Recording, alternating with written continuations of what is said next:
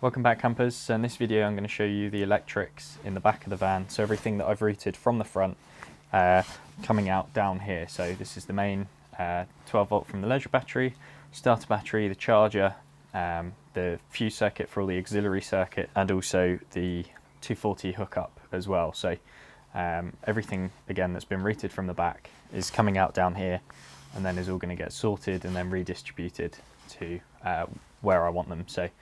Okay, so let's see what's going on in here. So obviously I've now put up my panel that I've been leaving off throughout the video, and basically I've routed all my electrics out the bottom here because they're all going to meet in this back corner inside the units. Now up here I've got my control panel, so this is going to control some of the functions from the fuse box.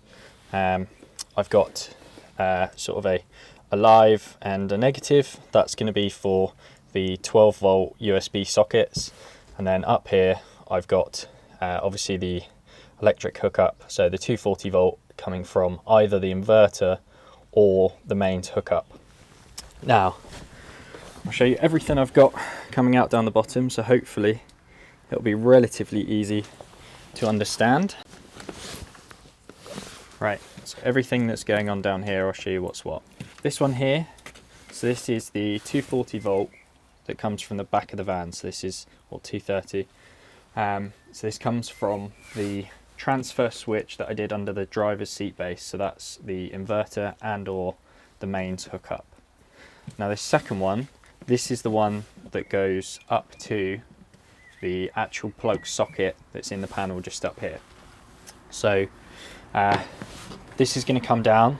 This is going to go into an RCD, so a residual current device. This is what trips to stop you getting shocks and stuff. So that's effectively the fuse basically for 240 volt electrics. And then, so that's going to go into the RCD, and then that's going to come out. And then this one is going to come back. So this is going to go into the output of the RCD, which is going to connect up all the terminals. And then that runs back up to my main. This thick one here, so this one is the main 12 volt electric. So this is the one that's coming from the leisure battery. So this is the one that's gone through the fuse system. And then this is going to need another 50 amp fuse because it's traveled quite a way. You want to basically cover both ends over a long distance when you fuse something. So that's then going to power basically all of the 12 volt electrics. This other red here, this one is the starter battery. So this one's going to be the one that goes back. It will register the battery voltage, and also it will charge the battery from the 240 volt charger, which is going to be installed. This little red here is the auxiliary one that runs up to where the USB socket will be up in the panel. So just make sure you know what you want there. Now this black here, so I've put some green shrink wrap on it so I know which one it is. All these black ones go up to, so there's a 10mm bolted screw. I think it's a 6mm screw about here, about here. It just sticks out the side of your van. I'm sure you've seen it, and that's to earth. So this is going to earth the 240 volt to the van, so that's what you need for that. So that one earths that. Here we've got, so this is the main earth, so this is going to go into the main power unit where the fuses are, and everything comes back to, and then that's just going to earth back that. So that's the main earth here. Now basically the only two earths I've got. Now down here I've got, this is actually for my LEDs, so the LEDs in the roof. So this is the main power supply, so this will connect up to the main earth and also to the obviously the power, and then this one here is just my control panel. So this is going to run from my fuse box up to the control panel that I've put in the trim. Okay, so this is the kit I have. So this is the CBE electrical kit. I went for it because everything kind of comes in one with a control panel, but you don't need something as involved as this. necessarily. You would just get away with a fuse box and individual items, but I just bought it as a kit. So this is the main fuse box. So this is sort of the separate fuses that run all the individual items. This will fuse the fridge, it will fuse the LEDs, it will fuse the battery charger, the sockets, etc. So basically all my auxiliary items. So this works with the control panel, and the control panel does monitoring, etc. So that control panel cable that comes out, that goes into the bottom of this, and this will also have the main 12 volt ground live starter and leisure battery. This box here is the RCD, so this is what the 240 volt cable is going to connect to, and then the other one is going to come back out for the charger, or actually two are going to come back out, because then the third box here is the battery charger. So this is the 240 volt battery charger. You can get them a lot smaller, but again, this came with a kit and they're sort of designed for motorhomes and caravans, but it sort of all comes nicely together. You can get like Victron ones, or you know, other brand, Renogy, etc. So this is just a 2 amp charger, charges the battery when it's connected up if needs be, and this will charge both the starter and the leisure battery as well. So that's what that's for. So these three are basically going to be mounted in this back corner. Now of course you don't need to buy the package that I've bought, you can buy the pieces individually. I just like the idea of the control panel. If you were going to go without, then you might as well just have a secondary fuse box, which would be a lot smaller. You need to decide if you want a charger. I mean, I've got the solar panel, so there should be no reason that I need to charge the battery off the 240 volt, but you never know. And also the RCD, you do need one of those really if you've got the hookup. So again, they can come in smaller form factors or bigger form factors, but this is just the kit I bought. But essentially those three things are typically the three things you would need running off your sort of main system. So for me it was convenient, and they can all just be bundled together, and it's all designed to work together, and it all kind of controls itself. So that's why I went for it.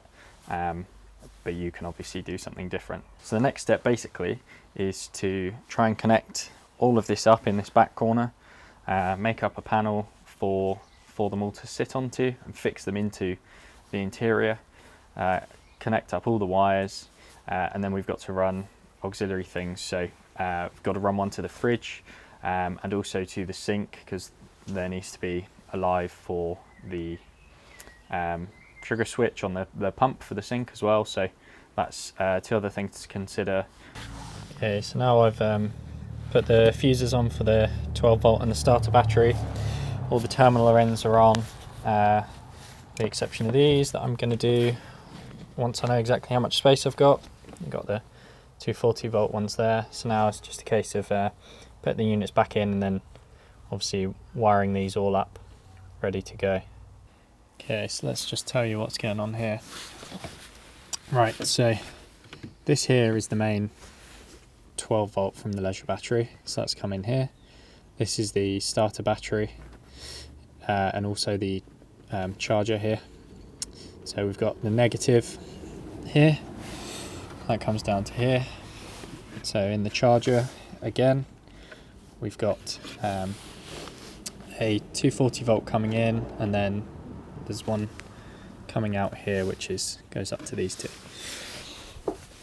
And then over here, so we've got the main live coming in from the transfer switch, and then here we've got our plug socket, and then this little one here is the earth, which is obviously running to that negative on the van. Here's the LEDs. They're going to go into one of these slots in the board, and then so is this, which is the cable for the charger, and then out coming from these are going to be the sink and the pump for the fridge as well. Okay, so just to come back to here, I've now put the covers back on, so everything's kind of hooked up. Now what I've done is I've run all these cables that go towards the back. Can you see just up here? So I've actually just used P-clips, so the the live and earths are just running, you know, across there. If we look kind of down here, so this comes out through this cubby hole.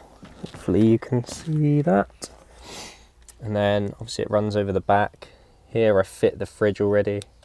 So it runs under the back of the fridge. It actually runs kind of through the back here. And then over here, so this is where the sink is. Obviously that's connected up. And then down in here is sort of the void for the fridge. So these are the lives coming from the fridge.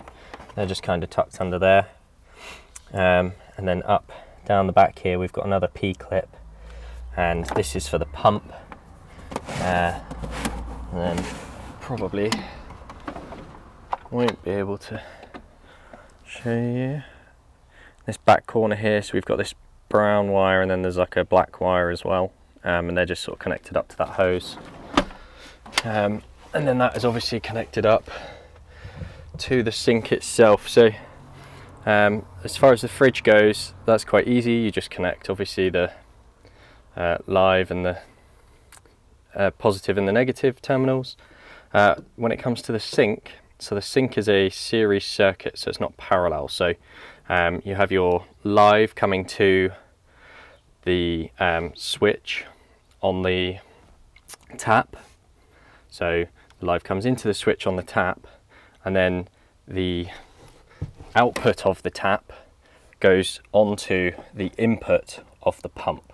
So what you're doing there is you're basically closing the circuit, or you're breaking the circuit with the trigger switch. So essentially when you open, you might be able to hear the pump going. Obviously if you did that in parallel, that wouldn't work, or you'd need some sort of transistor to do that. So yeah, it's a nice easy circuit, but you just basically loop it, you know, so that when you turn the tap on, you're basically closing that trigger switch of the circuit. And then there's the pump, and then that just goes back up. So it's a nice easy one for that. Okay, so now we come up here, so we see what we've got going on for my sort of mains control.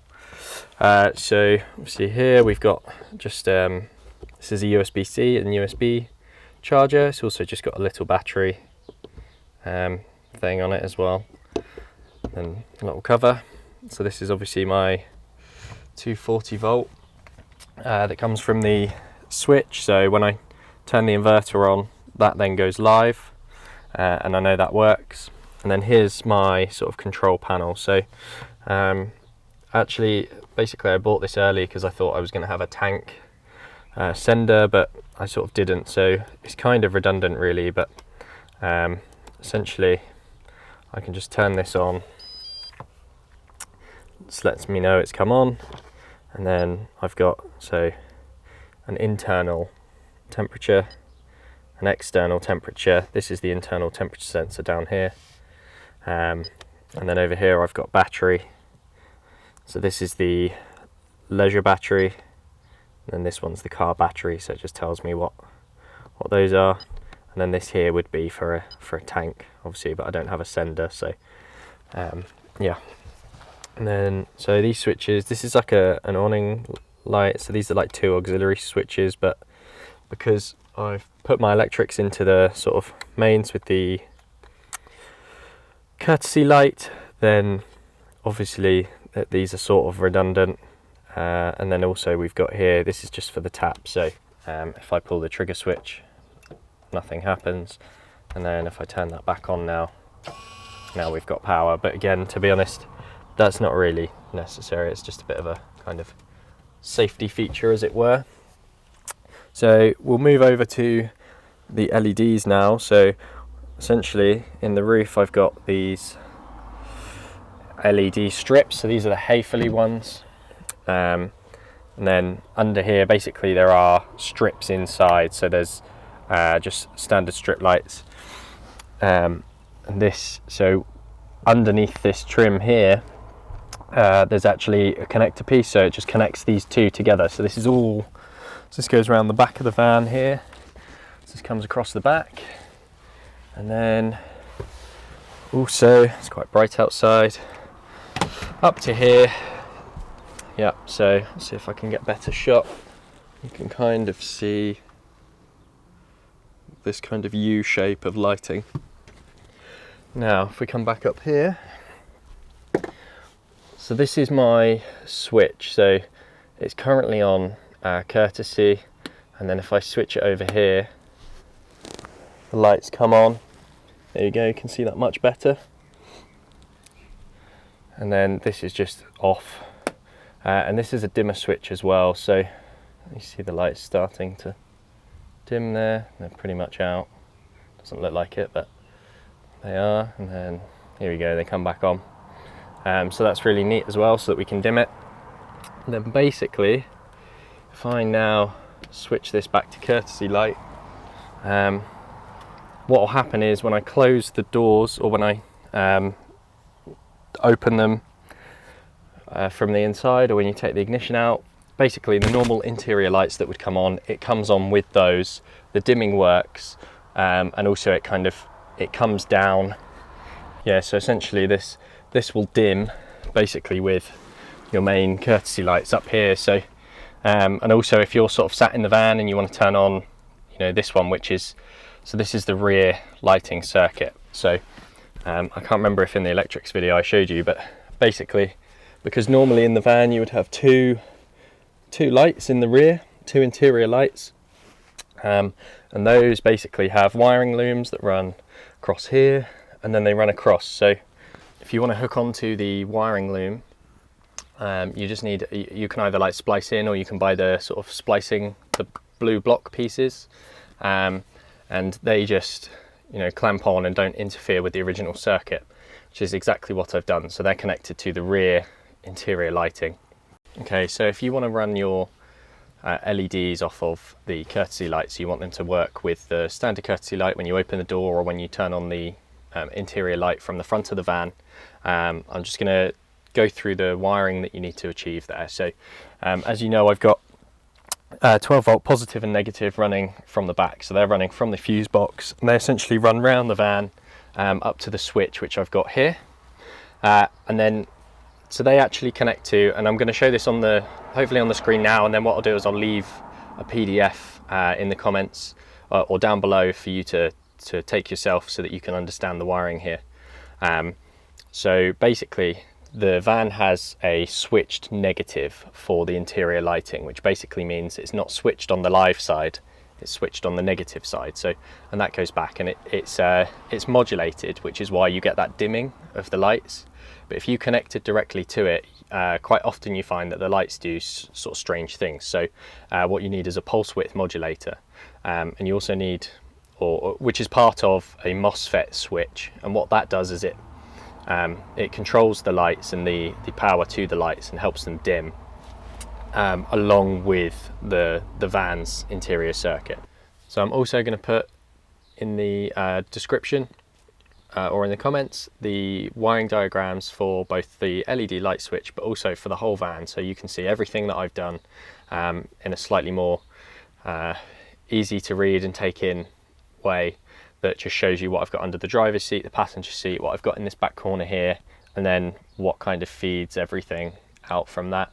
And you can kind of take it and make it your own. I've tried to make it as easy to understand as possible, but also it's quite a complicated system, so you know, do feel free to put comments down below and ask questions and stuff. But that's it for now, so thanks for watching this video. That's all the electrics done. If you like this video, please do like, subscribe, comment down below, and I'll see you in the next one. Cheers.